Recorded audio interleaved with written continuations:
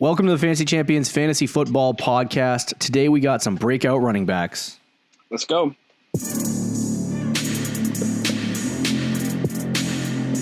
Welcome to the Fantasy Champions Fantasy Football Podcast. Here's your host, Morgan Colby and Rick Lemon.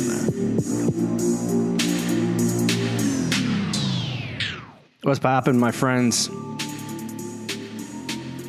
My name is Morgan Colby. I got Rick Lemon with me as always. Same shirt, same shoes, same podcast. You're wearing the same shirt?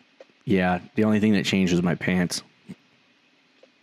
But you can't see my pants. Dude, why do you... That's kind of weird, bro. Just change your clothes. I had to do laundry, so I had nothing really to wear. Oh, you know what? We've all been there. Wasn't worth it. We got some stuff to get to in this episode. On the last episode, we talked about wide receiver breakouts. On this episode, we're going to talk about running back breakouts for the 2020 season. This should be interesting, and we pretty much agree with every single guy on this list. Yeah, we do. And it's going to get interesting. Some interesting conversations, and then we're going to get to a quick question before we jump right into our breakout running backs. Be sure to check out our website, thefantasychampions.com. All kinds of great content that'll help you win your league. Follow us on Twitter at the FF Champs. You can follow me at MorganColby_FF and Rick at RickyLemon_FF. You can also check us out on Instagram at the Fantasy Champions, on Facebook at Facebook.com/the Fantasy Champions. If you're listening on Apple Podcasts, Spotify, Stitcher, or any other major podcast platform, be sure to leave a review and share that podcast with your friends. If you're watching on YouTube, be sure to subscribe, click the bell for notifications, like, and leave a comment down below. I also wanted to reference the fact that we are doing Wednesday episodes now. If you're listening to this on Wednesday, you're like, why is there a Wednesday episode? We are doing Wednesday episodes. Forgot to say it on the last podcast. Yeah, 3 episodes a week now. 3 episodes a week. It's just that time of the year. It's just that time of the year. Time to get grinding, you know? Life's freaking... It's draft month. What is it? 4 weeks until the NFL season starts. Ooh. First game, September 10th. Houston at... Kansas City, bro. Kansas City. You have to look. Is it at Kansas? Yeah, it's at Kansas City. Has it's to at be. Kansas City. I don't know. They played games last year where I had to watch the Packers and the Bears. Yeah. I just wanted to mention the draft guide. Sure. Be sure to order the draft guide, $25. It's got plenty of stuff to help you win your league. It's probably the best value you're going to get in all of fantasy football anywhere. You get full rankings, breakouts, busts, player draft values, player breakdowns, and a lot more. And if you order now, you will be entered in for a chance to be in our listener league. The drawing will happen in the next couple weeks, and we'll probably select the team, invite you into the Sleeper League that we are probably going to be up. End of August, I'd say. End of August is probably the best guess, and then we'll do draft, and we'll figure out what you guys want to do for slow draft, a fast draft. I don't really care. Whatever works. Doesn't matter to me. Let's jump right into our 2020 breakout running backs. This is going to be a good one. The first guy on the list we have is Miles Sanders. I've talked about him enough times that I don't even need to bring up the player profiler file on him. I don't need to bring up his... No. I don't need to bring up his numbers. It's just up there. I literally have done way too much research on Mr. Miles Sanders. So the big thing for Miles Sanders, I think, is I was having a tough time earlier this offseason justifying a early second round pick on him. And it was starting to, I think we both had this concern of we don't want to draft him in the first round. Right. But sometimes it's worth the risk. I remember, what was it? Barkley's rookie year. You took him at 6. I took him at 6 or 7. Yeah. Yeah. And I was thinking about that today, and I'm like, why is Miles Sanders any different than that kind of risk? So anyway, but Miles Sanders, there's so many different variables when it comes to Miles Sanders. We talked about, I don't know if we talked about this before, but he basically had got 1,300 yards. I tweeted it today. He had 1,300 yards on 52% of the snaps. 193 fantasy points, the RB15 in all of fantasy football with only 52% of the snaps. So the Eagles just increased that workload even remotely, like up to 70%. I was doing some of the numbers and I'm like, it's not unreasonable to say that Miles Sanders could get 1,700 yards this year from scrimmage.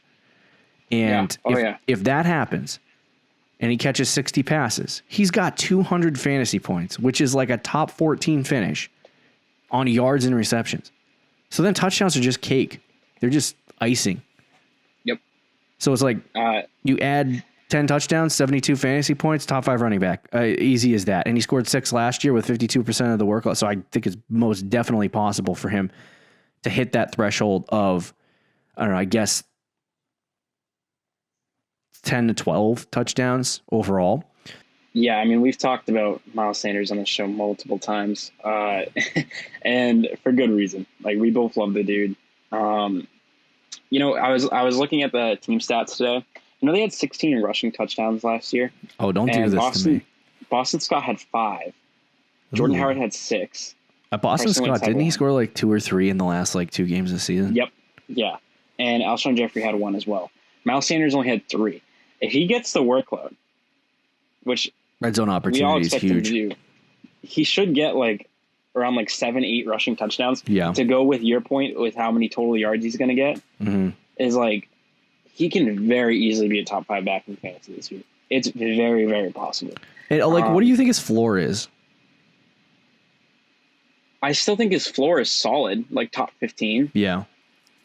Top 15, top 16. Because, like, let's say they use Boston Scott like some people think they're going to, which I don't think they're going to use him as much as some people do. Yeah. But let's say they do like a 55-45 in favor of Sanders, but it's still kind of a split. That still leaves Miles Sanders with 200 carries and like 60 catches like he did last year. Yeah. So he was the RB. He was in the RB. He was a top 20 running back last year in fantasy, right? Yeah. So you just add like you add like 30 more carries to that and maybe a touchdown or 2, and he's going to be in the top 15. That's his floor. He was top 15 last year. He was top 15 last year? Yeah, he was 15. Oh my goodness. So his floor might just be like top 12. Yeah, that's what I'm saying. It's hard for me to believe, unless he gets injured, a world where Miles Sanders finishes outside the top 15. Unless he gets hurt. Right, which is what I just said. But, I mean, last year as a starter, he was the RB4 through weeks 12 through 16, which is the games that he was the starter. So he's expected to be the starter this year. He will be, even if so one thing that would change my mind on Miles Sanders is if they sign Devontae Freeman. But I would still like Sanders, just not as much as I do now. Yeah. I think the risk would outweigh the reward for me at that point if they brought in Devonta Freeman. Like if he ended up being like a 3rd or 4th round pick, I would go for it. But here's the big thing. I don't know if we talked about this report on May 21st. We may have, but they said that essentially the head coach of the Philadelphia, or maybe it was the running backs coach, I can't remember, but somebody on the Philadelphia Eagles jumped into their coach speak, and they said that they didn't want to limit Miles Sanders to 15 carries or 5 targets per game. Didn't want to limit him to that. Yeah. Do you know how many do you know how many he gets if he gets 19 to 20 touches a game? It's 320 touches. So they don't want to limit him, Rick, to 320 touches. It's ridiculous. I don't think they have any desire. There's been a lot of reports lately because, you know, the beat reporters are morons. But there's a lot of people reporting that the Eagles want to sign another running back and that the expectation is to have him come in and, you know what I mean, be the backup essentially. He wouldn't take a Jordan Howard like role, but he would have that kind of situation. So I don't think it's going to happen. Nothing that the Eagles have been saying leads me to believe that. Whereas if you look at you look at the next guy we're going to talk about, Clyde Edwards-Helaire, and you look at that team, they would be more, for me, they would be probably more willing to bring in a vet than the Eagles would, in my opinion. But even at that, you know, you're like, okay, the hard part is that you're sitting there going, okay, can he really hit 20 touches a game? Is that something that he did it at the end of the season last year? Through the last 8 games, he was averaging a 72% snap share, averaging 18.4 touches per game in the last 8 games of the season. If you pace out his starts, he ends up, I think, as the RB4. And it's ridiculous what Miles, or it starts at the end of the season, I should say. But what Miles Sanders was able to do last year with limited work was crazy. And if he comes in, I don't think he's going to get the same kind of workload that Christian McCaffrey gets.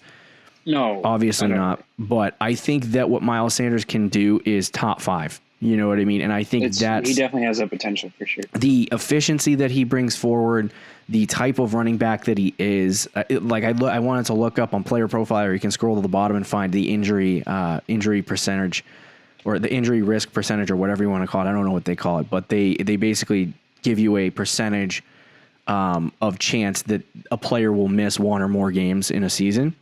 Mm-hmm. And his was at 36%. And I guess the coaching staff, I think it's the running backs coach, has said that Miles Sanders will not get injured a lot in his career because he's a shifty back. So people can't hit him directly like they would a David Montgomery or an Adrian Peterson or something like that.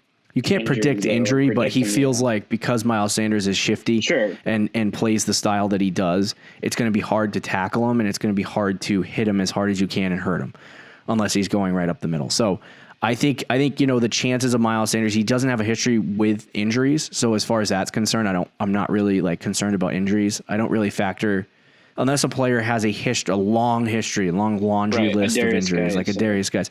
I don't factor it into my decision to draft. Like people talk about Todd Gurley. I'm sorry, I don't factor in Todd Gurley's knee that hasn't been hurt since 2015 into my decision to draft him. And I just won't. I'm not going to do it because he's missed a total of 4 games in 5 seasons. So it's like Dynasty, it's a little more of a concern, but for a redraft, absolutely. Yeah. So for Miles Sanders, he's totally going to be fine. He's going to get 18 to 20 touches per game. And I think that we are going to see a ridiculously good running back come onto the scene and break out next year. Let's talk about the next guy. Unless you had any more thoughts on Clyde. I was just going to say, if they give Boston Scott 100, I saw something today where it was somebody thinks they're going to give Boston Scott 150 carries. Yeah. Right. If they did that, and let's say you give Carson Wentz 50, if we're going off last year's rushing totals for the Eagles, that would still leave Miles Sanders with 254 carries. Yeah, I don't think he's. Obviously you would sprinkle in a few from a depth running back or two, but he would still get about 230 carries. That's at worst. I don't think he's going to hit 260 carries. I really don't think that'll happen, just because of I do think the Doug Peterson effect is going to come through. Yeah, in my projections, I have him at 240 carries. Yeah, he's still the RB 10. Right. So, but I think the biggest thing that gets me excited about Miles Sanders is legitimately that passing game work. Is that he had 10 yards per reception last year. I can't remember who said this statistic. I'm sorry, I will not quote you, but they said that since 2000, there has been one rookie running back to come in and get 1,300 yards from scrimmage in their rookie year, outside of Miles Sanders being a part of that list. So 2 running backs, but one other running back. Can you name that running back? In their rookie year? In their rookie season. It's Saquon Barkley. Yeah. So it's Saquon Barkley, Miles Sanders, and the list. And that's it. So if you're telling me Miles Sanders can't have, if he started the full season last year, talking about this. he could actually. We needed to stop talking about it 2 minutes ago, but I'm fully on board with Miles Sanders in the first round. I'm fully on board with Miles Sanders wherever you can get him. His ADP is climbing. Right, he was 3-4 weeks ago when I was drafting, he was the 15th, 16th ADP in sleeper in half PPR. He is now ADP 12. It's even changed from the moment that we've made these show notes. So he's moving up. It's 12.7. So he's moving up boards. I don't think he's going to make it past 9.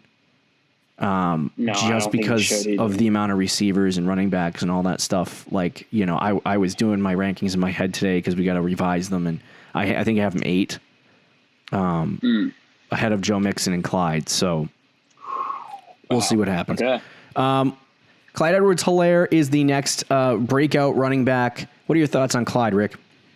Another guy that we've talked about I think on the last show. Yeah. Or was it the show before that? Recently. It was the show before that. If you want to see more in detail Clyde thoughts, check out our highlight video on Monday. Right. We did a whole video on it, but I'll quickly say with Clyde, I saw a tweet. Excuse the hurricane happening outside my door, by the way. I know the hurricane for the Northeast is happening right now, but I saw a tweet and it was like, I'm sorry I can't credit who said this, but he essentially said, like, I get the concern for Clyde as an early draft pick. I mean, all he has going for him is like draft capital, college production, perfect situation, opportunity, PPR upside, and handpicked by the head coach and quarterback. It's like that's it. It's like he's literally he's in the absolute perfect situation. I feel like be a PPR monster. I feel like there's two types of people in fantasy football. There's the group of people that fully believe, like that join in on groupthink with players like Miles Sanders, Clyde Edwards-Helaire, like, you know, and like they say, like, and I'm not even talking about groupthink. I just think when there's a good player, it's not that you're copying other people's takes. It's legitimately that when you look at the numbers, the statistics, and the situation, you come to the same conclusion that everyone else does. You know what I mean? So the footballers and Nick Ercolano and Matt Harmon might all say that Miles Sanders is a, you know, top running back in fantasy football, and we'll agree with them. But that's because of stats and statistics, not because we want to copy takes, right? So it's like, we're going to offer you opinion on that. And I feel like there's a second group of people that don't want to look at stats and opinion and facts, and they just take the opposite direction of that player purely because they don't like that everyone else is hyping him up, which is not a problem. Like, if you think everyone's hyping up a player who is bad, then that's fine. But you got to back it up with facts and opinion. And it's like when you're looking at Clyde Edwards-Helaire, there's literally nothing to back up why you think he's bad, besides the fact that you're like, he's not talented. Whatever that means. You're angry about this, huh? Trigger. Look, I don't get it. I just don't understand. I have seen one or two valid points with Clyde. Most of it, though, I think you are right. It's just people that were pre-draft that were down on Clyde. Yeah. And now that he's in the absolute perfect situation, they don't want to run away from their original take. Yeah. But I have seen some fair criticism, and it's not even really about Clyde. It's more or less just how early he's going. Yeah, right. And right, he's right. a rookie, and he's never really proven it. And he wasn't the most talented runner. And we both agree he was not the most talented running back coming out of college. It's for sure Jonathan Taylor and then I probably think Swift too, Swift. For me, and Dobbins. I'd probably had Clyde fourth. Talent wise, the situation is perfect. And if you don't think the situation is perfect, I just don't think you're looking at whatever there was somebody that commented on a tweet or retweeted my tweet with an article that was actually very, I think you read it. I read parts of it. It was very like helpful and understandable. Yeah, he made a great argument. He made a great argument against, because I said, you know, obviously for me, talent, I think you would prefer opportunity. I would prefer opportunity to talent, because I think opportunity, there's a lot of players in the history of the NFL that just landed in the right spot and had success. Antonio Brown was a 6th round pick, right? He just landed in Pittsburgh and they gave him the opportunity and he had success, right? And it's like, you don't need to be a highly talented, you know, high level 1st round, 2nd round, 3rd round pick to have success in this league. And I think talent does matter, but unless you're a transitional Saquon Barkley like talent at the running back position, you're not going to get that same kind of like respect, right? Right. And so there's a few rare cases, but I am with you. Like, if you're in the NFL, you have talent, is my thing. Right, and that's what I'm saying. Is like between some of the top players and the guys who, you know, get their ACL torn in their first week of their career and they're never the same player. There's not really a big difference between those guys. Once you're in the NFL, you're part of that elite group. So opportunity can push you over the edge. So I am with you on that argument. But I think both are very, to me, both are kind of equal. Yeah. And I think like pre-draft. I'm sorry. You were cutting in and out, so I don't know if you stopped talking. Yeah, I was just going to say. Yeah. Oh, am I? It's the hurricane, bro. Yeah, I know. You're good now. Okay. Just like, I think for wide receivers, like you've seen, like in the article that, like Mike Evans, for example, landed not on a great opportunity, but he's just such a talented wide receiver that he was able to overcome it. There are examples like a Corey Davis where you're a super talented player and, you know, you don't put up the biggest fantasy numbers because you're not in a good situation. Right, so I think it really depends. Yeah, I was trying to bring up, I saw PFF. I wanted to PFF's rookie running back rankings before the NFL draft, and I was trying to get into that, but it's making me sign into my PFF account, and I don't remember my password. Whatever. So I think for me, I think he was ranked like as a top 6 running back. Is that incorrect? Would you say that was like wrong? Like there's probably 5 running backs ahead of him. For Clyde. Yeah. Yeah. So wait, going into the NFL draft, not after. I think he was probably 4th or 5th. Yeah. So I mean, in that range. The big thing for Clyde Edwards-Helaire is that I think the argument between talent, like if I was to come out and say for the Chiefs that Darwin Thompson, like last year I liked Darwin Thompson going into the season because I thought he might have some opportunity in the offense, and it just never worked out for him. But if I was to come out and say Darwin Thompson, a 6th round pick, was landing in the perfect opportunity and he's going to be a top 10 running back and you should draft him in the 2nd round, that would be stupid. But if you had a running back who was already a top 5, top 6 coming into this class and they just drafted him a little too early, 100%, I think that, you can make the argument that the Chiefs drafted him a little bit too early in their draft. I don't care. You get your player.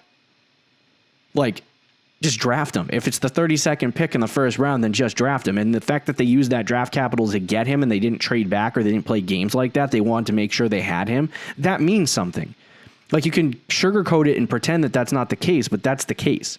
So it's I think the arguments against Clyde are not, a lot of people don't really bring any valid arguments besides, he's not talented. Or I didn't like the way he looked on film. And I'm like, I could give a freaking rat's butt how he looked on film. I've heard arguments like, well, the only reason why he was good at LSU was because of his team and how good they were. And I'm like, well, yeah, no diff, Sherlock. He landed in freaking Kansas City, the best offense, one of the best offenses in the history of this game. So it's very angry about this. I just don't get it. Just buy Clyde. It's easy. For me, I would rather trust Andy Reid and Patrick Mahomes, who again handpicked Clyde Edwards-Helaire to be the running back in Kansas City. I would rather trust those guys' opinions on the film than some random guy on Twitter. Yep, 100%. I think besides that point, I don't think you should be drafting Clyde top 6. No, I remember when we first got the Damian Williams news, I said I'd probably take Clyde over Michael Thomas, and I had him 6th. Yeah. I'm backing down a little bit from that. I'd rather take Michael Thomas if I'm in that spot. Yeah, after calming down about the hype. My top 10 right now is Christian McCaffrey, Saquon Barkley, Alvin Kamara, Zeke, Dalvin Cook, Derrick Henry. I believe I have, who am I forgetting? Who did I have at 7? Josh Jacobs, Nick Chubb, and then I have Miles Sanders, and then Clyde, and then Joe Mixon. So Clyde's Joe 10. Mixon's fallen for you, huh? Yeah, I'm not really. The Bengals suck. Joe Burrow's going to be good, but the Bengals are still going to be trash. So I don't know if that means any good things for Joe Mixon, but I think Clyde is 10. I think that he probably should be drafted in the middle of the 2nd round, and that's where I would be okay taking him. I'm not going to take him in the 1st round. The only reason why I say that is because I really do think that the Chiefs are going to either add something, or if they don't add something, they're going to get, some of the younger running backs on their team, or other running backs on their team, I should say. Yeah, you don't think Clyde's going to get 300 carries? I don't think he's going to get 300 carries. Yeah. I think he'll get 230 carries. And my big question with him is not the workload when it comes to carries and receiving work. It's how much receiving work does he get? Because I know Mike Wright from the Fantasy Footballers and others think that he is going to come in and get 60 catches like Miles Sanders probably will this year. It's if that happens, Clyde is on the same level of Miles Sanders, right? It's I would have that same height. He will. Yeah. I would think he could too. I just don't know if the Chiefs play that style of game. Sure. Looking at if without Patrick Mahomes, I could see them dumping it off to the running back 70 times, 80 times. Mm-hmm. But I just don't see them looking at Clyde as that type of running back to get 60, 70 catches on a season. I think he might get 40 to 50, which is still fantastic. And, being a receiving running back on the Kansas City Chiefs is very valuable because it opens up a lot of opportunity in terms of scoring. Because that's one of the things they love to do in the red zone is dump it to running backs. But I think outside of that, they're more of a stretch team, and they like to make plays down the field through Travis Kelce, through Tyreek Hill, through Mecole Hardman. Sure. They're not a team that likes to, play a similar game to Tom Brady where they swing it out to the outside a lot. So I don't see 80 to 90 targets for Clyde. I think 60 to 70 targets with 50 catches is totally within the realm of possibility. I would not be surprised if he hits 60, but anything outside of that is just not going to happen for me. What I'll say with Clyde in the receiving game is I do agree with you that like Mahomes himself, I'm not sure how often he really dumps it down. Right. But between Damian Williams and LaShawn McCoy last year, they did get 58 catches. Right. And that doesn't include like Darrell Williams and Darwin Thompson. Between just the two starters, they had 58 catches. And I think Clyde, with his ability in the passing game, like we saw, that was his. I mean, everybody has talked about every scout. That is his best ability, is his ability in the passing game. I think he will be very efficient, and he should have a high catch percentage because of it. If they start swinging him outside a lot, which I can see happen. And there'll be some design screens as well. I do agree with you. I don't think he's getting like 70 or 80 catches. I think probably around 60 is where I'll have him at. They do a lot of 60, they do a lot of shifting out to the outside with the running back position anyway. So it's like, sure. If LeBron, honestly, I literally called Patrick Mahomes LeBron James just a second ago. Did you hear me say that? What did you say? I called Mahomes LeBron. The NBA's back. Sorry. Yeah, I call them equal things I hate. Anyway, so Mahomes, when he's in the shotgun, he will shift his running back out wide and put him in the slot. So I think they could utilize him in that regard. Absolutely. But I don't know. I don't know. With Sammy Watkins, Mecole Hardman, Tyreek Hill, Travis Kelce, all in the passing game. See, this is one of the valid arguments that I think people make that is very true. But all of the targets that they have there, the fact that the Chiefs are ridiculously efficient and they're probably only going to throw 550 to 570 passes, which is still a lot, but it's not an incredible amount. It's not 680 like the Atlanta Falcons last year, right? So it's like, I just don't know that the Chiefs, the way that they play football, are going to be able to get Clyde 80 to 90 targets. I think it's possible. I don't think it happens this year. I don't think it happens really. I don't want to say ever, but I don't know. I don't see them utilizing the running back like that, but I do see them utilizing it similar, a little bit more than they did with Kareem Hunt when he was here or there, I should say. Yep. But Clyde's a perfect second round pick. I think if he gets the work that we're thinking he's going to get and the touchdown ceiling, like I talked about before, we got to finish on this Clyde conversation, but the team averages like 24 touchdowns a game. 24 touchdowns a season since Patrick Mahomes took over at the running game. That's a crazy game. Yeah. 24 touchdowns on average a season since Patrick Mahomes took over at the running back position. So I think for me, Clyde is going to take a lot of that. I would not be surprised if he hits the 12 to 14 touchdown total. And I think efficiency wise, he'll be right there. I think top 6 is definitely within the range of possibilities. I think that's where he's going to finish, is probably top 6 or 7. And I think there's a chance that he could be like Kareem Hunt and finish as like a top 4 guy. So I love Clyde, but I don't like him as a first round pick or a top 6 running back off the board. Like, that's just too much for me. It does seem a little early.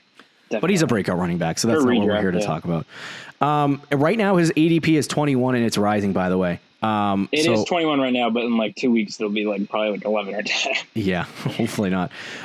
Number 3 and final on our running back breakout list is Kenyon Drake. We've talked about Kenyon Drake a lot on this show in the last couple months. And last year, if you listened to this podcast last year, I would have told you Kenyon Drake was going to break out last year. It just took all season and a whole trade for it to happen. But Kenyon Drake... You believed in the player, though. I believed in the player because I saw the efficiency. Now, there are some current concerns that people bring up that are valid.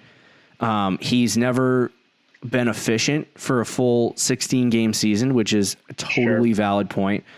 I think it's more specifically because the Dolphins are just absolute garbage 90% of the time. And so I just don't know that that's going to be the case. But I've talked about these numbers before. You pace out his whole season, 240. You pace out his season since joining Arizona from week 9 to 17. He had 246 rushing attempts paced per 16. 1,286 rushing yards, 16 touchdowns, 342 receiving yards, and 56 catches. So he's right in that ballpark. I think he needs to become more efficient receiving wise, but he's right in the ballpark of having a really, really great breakout season. I think, back end second round, that's perfect value for Kenyon Drake. I don't know that he can be top 5. I projected him like 4 or 5, I think, after my projections just landed because of opportunity. I mean, if he gets 300 touches, I think his, 1 fantasy point per opportunity that he's carried through his whole career would get him upwards of 270, 80, or 90 fantasy points, which would get him in the top 5. But I think just based on how the offense is run, he's not going to score 16 touchdowns and other such, stuff. I really think Kenyon Drake's probably going to be a 7 or 8 guy. He'll probably finish right around that range, and I think the ceiling is top 3, especially if he plays at that level. So, and it's clear to me that with David Johnson being traded and them not really adding anyone through the draft or through free agency this offseason, Kenyon Drake, well, they added Eno Benjamin in like the 6th round, he's not going to do anything. 6th or 7th round. But outside of adding like that guy, Kenyon Drake's going to come in and get the majority of the passing work, a majority of the rushing work. There's really no one else behind him to take anything from him. And I think he's going to be the feature back for the Arizona Cardinals, and he's going to probably have a breakout season. I draw comparisons to him from last year with Aaron Jones, who ended up as the number 2 running back in fantasy through 16 games, through 16 weeks, 1 through 16. If you count 17, I think he was like the 3rd or 4th guy, but Aaron Jones ended up as the number 2 running back in fantasy last year, and I think Kenyon Drake, not saying Kenyon Drake's going to do that, but I see this kind of value coming from Kenyon Drake. He's got that kind of potential and upside. Sure. Yeah, I mean, you made all the right points with Kenyon Drake. Obviously, when he went to Arizona, he was the RB4 in fantasy. He was the RB3 in points per game. In the 8 games he played in Arizona last year, he had 8 rushing touchdowns, which is insane. And it might, he might not be that quite efficient. He might not get 16 rushing touchdowns in a 16-game season. But, right. We do expect the Arizona offense to be one of the best offenses in the league with DeAndre Hopkins there. Yeah. Larry Fitzgerald still there another year. Kyler Murray, 2nd year under his belt. So I expect that offense to be a top 6-7 offense in the league. So they should get a lot of red zone opportunities for Kenyon Drake. He is going to be the workhorse. I don't think I've heard some people talk about Chase Edmonds. I'm not scared of Chase Edmonds taking anything from Kenyon Drake. Benjamin is a pretty talented running back, still a late round pick. He would have to really work his way up to take any significant work from Drake as well, I think. It's funny. Nick Ercolano is one of those Chase Edmonds guys. I actually think it's more of the argument for me with those two is that I think people like the value of Chase Edmonds later. Sure. Than they do drafting Drake at his ceiling, kind of. You know what I mean? I get that's a completely fair argument. So they would just rather draft Chase Edmonds, but my God, if you're going to draft Kenyon Drake, just draft Chase Edmonds. Just do both. Do both. Yeah, doesn't even really matter. I will say Kenyon Drake's probably the most risky out of these 3. I think if I had to choose one guy that would end up being a total bust, it would be Kenyon Drake of these 3 guys. But Kenyon Drake also, to me, has just as high of a ceiling as Miles Sanders and Clyde. With the opportunity he's going to get in the offense, and we saw what he did last year. And Arizona improved, right? So, Kenyon Drake breakout 2020, book it. What do you got for us, Rick? Well, I don't know if you guys heard our last show, but if you guys haven't heard of Anchor, it's the easiest way to make a podcast. First of all, it is free, so that's always a plus. There's creation tools that allow you to record and edit your podcast right from your phone or computer, so it makes things a lot easier. Anchor will distribute your podcast for you, so it can be heard on Spotify, Apple Podcasts, and many more. You guys can make money from the podcast as well, so no minimum listenership, so it doesn't really matter if you guys don't have a big following. You can still make money from the app. It's everything you need to make a podcast in one place. So go download the free Anchor app or go to anchor.fm to get started. That part always trips me up with the anchor.fm. Messes me up every time. Yeah, almost messed me up. We're gonna have a quick question to end the show. Okay. Quickly, because we're over time at this point. I'm still sweating from Miles Sanders. This is actually going to be a really interesting conversation, sure. And we'll make it like 4 minutes. What is your favorite draft strategy, especially for this year? This year's a weird season. I mean, this year is weird. Yeah, I guess the one I way to say it. Have had the best results with. I think it is my favorite too. Is just a heavy running back receiver dosage, and then this year specifically, it's running back early. So you want first 2 rounds. Probably first 3 rounds even go running back. Yeah. I've tried to like from where I'm picking and a lot of mock drafts I've done. So if I had like the second overall pick and I go running back, I can not get a good running back from the like 4th, 5th, 6th round. Like there's nothing there, but there's good receivers all the way up to the 7th, 8th round. It is so empty at the running back position. You got to jump on one of those guys in the first 2 rounds, right? Preferably 2. I've honestly, my best teams have been from me drafting running back. So go 3 running backs early, then go 3 or 4 receivers, then try to go running back receiver mix. I don't draft a quarterback or a tight end until like the 10th round usually. Yeah. 9th or 10th round is when I start to look at like a Carson Wentz, a Matt Stafford, somebody like that. I've had a hard time with this because I've tried everything this year. I think my advice to people on draft strategy is this year in particular, and finding myself going running back in the first 2 rounds and then getting wide receivers in the following 2. That is generally what I've been doing, but I've been trying a wide receiver in the first round. I've been trying a wide receiver in the second round.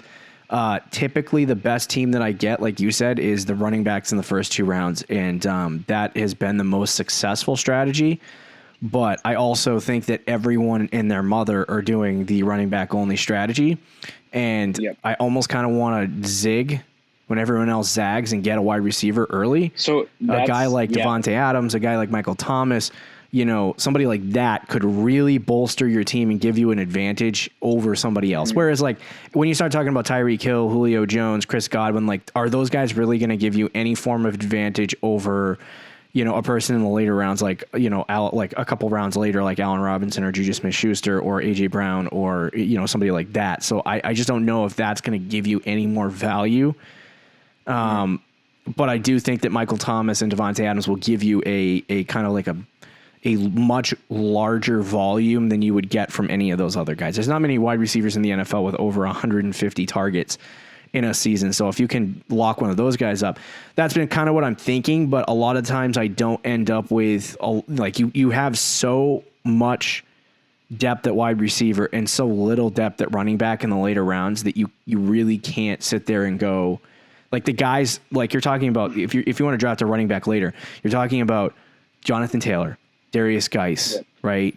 You're talking about those Sony are guys Michel, you're talking about J.K. If Dobbins. If Taylor's there in the 6th round or Geis is there in the 6th, 7th round, and you need a running back, you're going to have to get one of those guys. But like that's the problem. Well, and those guys, like one of them's in the 6th round, but Dobbins is in like the 7th, Darius Geis is in the 6th, and Jonathan Taylor's in the 4th. So it's like you're going to have to draft one of those guys. And the hard part that I find with that is that do you, Rick, if you draft a wide receiver or running back and then another wide receiver and then you need another running back and you're in the 4th round and your options are,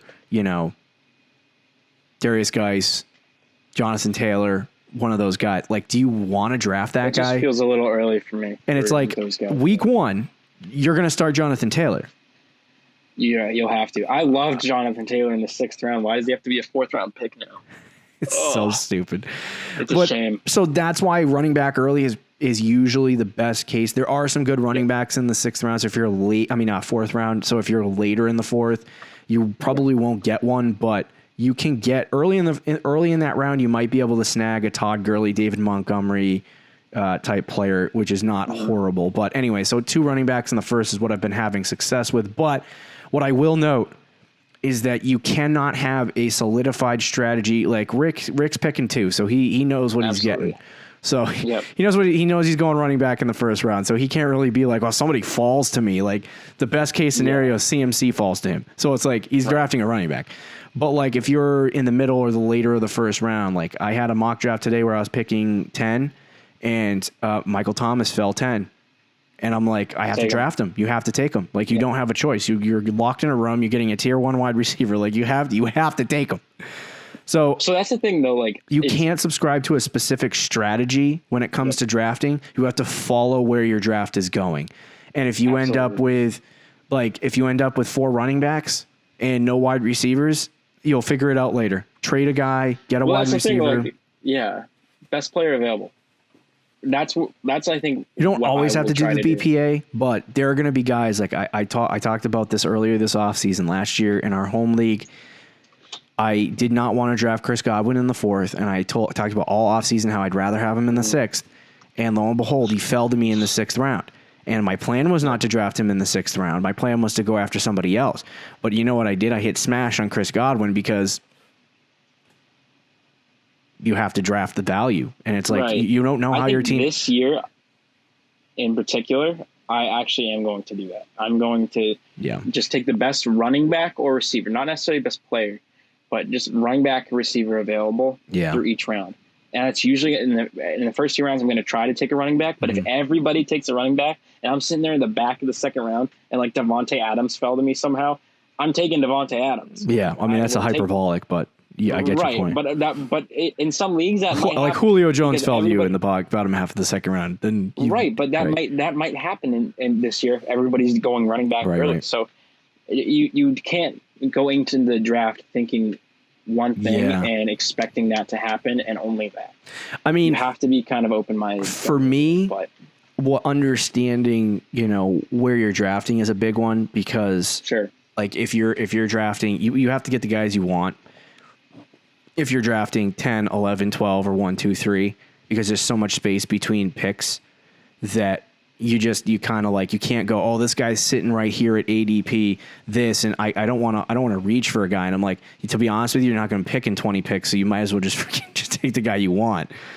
So, you know what I mean? Like that's kind of the strategy that you got to take the best player available. And like, I think like, when I'm talking about best player available, I'm talking about completely ignoring the quarterback and the tight end position until after round 8.